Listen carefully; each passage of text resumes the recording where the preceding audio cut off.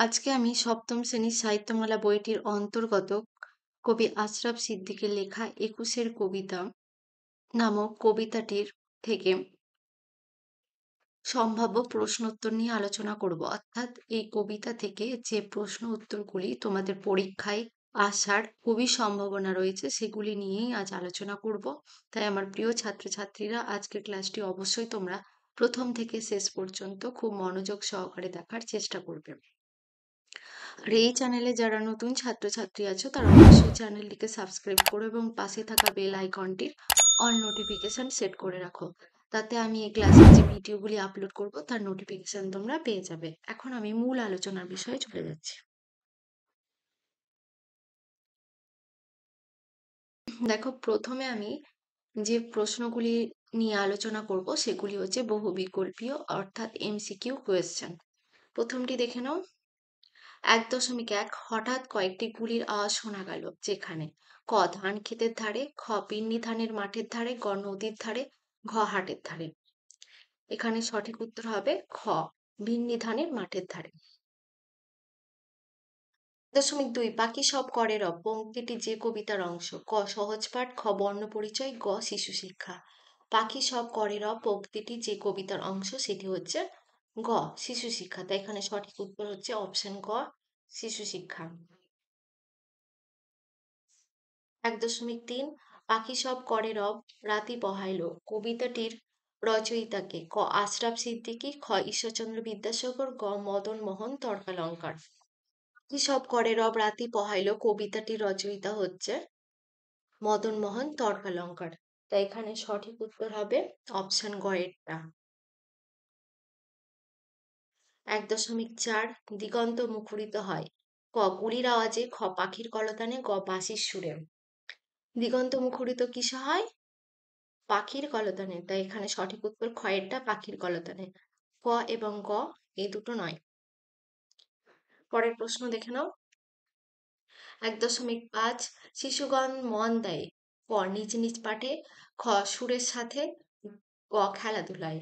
শিশুগণ মন দেয় নিজ নিজ পাঠে। তাই সঠিক উত্তর অপশন কয়েকটা নিজ নিজ পাঠে।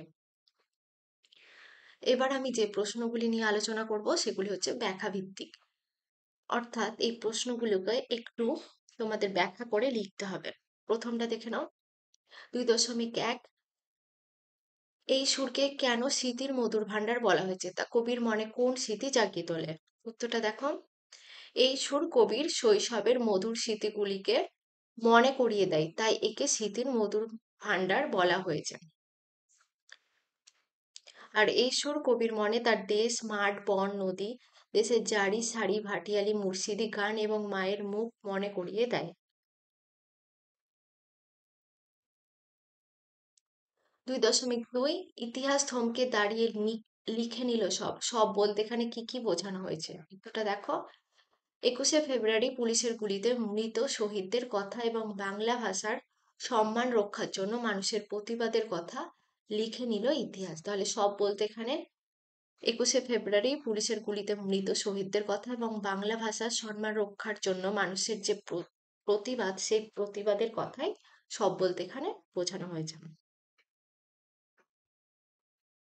তিনের প্রশ্নের উত্তরও তোমাদের একটু ব্যাখ্যা করে লিখতে হবে। ৩.১ সেই শোকে কালবৈশাখী ঝড় উঠল আকাশে। উত্তরটা দেখো।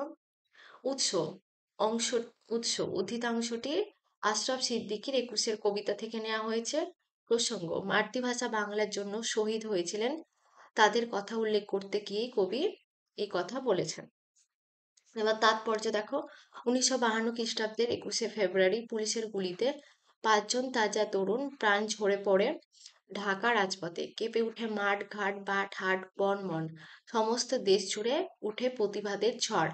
গণ আন্দোলন তুঙ্গে ওঠে। এই গণ আন্দোলনকে কাল বৈশাখী ঝড়ের সঙ্গে তুলনা করা হয়েছে। ৩.২ তাই তো আজ দেখো এই মিছিলে এসে দাঁড়িয়েছেন আমার মা। উৎস এখানে হবে উদ্ধৃতাংশটি, এটুকু ভুল হয়েছে, এটা তোমরা ঠিক করে নিও। উদ্ধৃতাংশটি কবি আশরাফ সিদ্দিকীর ২১শে কবিতা থেকে নেওয়া হয়েছে। আর প্রসঙ্গ মাতৃভাষা সম্মান রক্ষার জন্য সবার সঙ্গে মা এসে দাঁড়িয়েছেন কারণ তিনিও বাংলা ভাষায় কথা বলেন। তাৎপর্য দেখো, মাতৃভাষা মায়ের মুখের ভাষা প্রতিষ্ঠিত না হলে কোনো দেশের জাগরণ সম্ভব নয়। তাই মিছিলে মা এসে দাঁড়িয়েছেন, তাই মাতৃভাষাকে প্রতিষ্ঠিত করতে হবে। আজকের ক্লাসটি এই পর্যন্ত। যদি তোমাদের ক্লাসটি ভালো লাগে অবশ্যই তোমরা লাইক করবে, তোমাদের ক্লাসের বন্ধুদের সাথে শেয়ার করবে এবং চ্যানেলটিকে সাবস্ক্রাইব করবে। পরবর্তী ক্লাসে কোনো একটি গল্প বা কবিতার সম্ভাব্য প্রশ্ন উত্তর নিয়ে দেখা হবে। তোমরা সকলেই সুস্থ থেকো এবং খুব মনোযোগ সহকারে পড়াশোনা করো।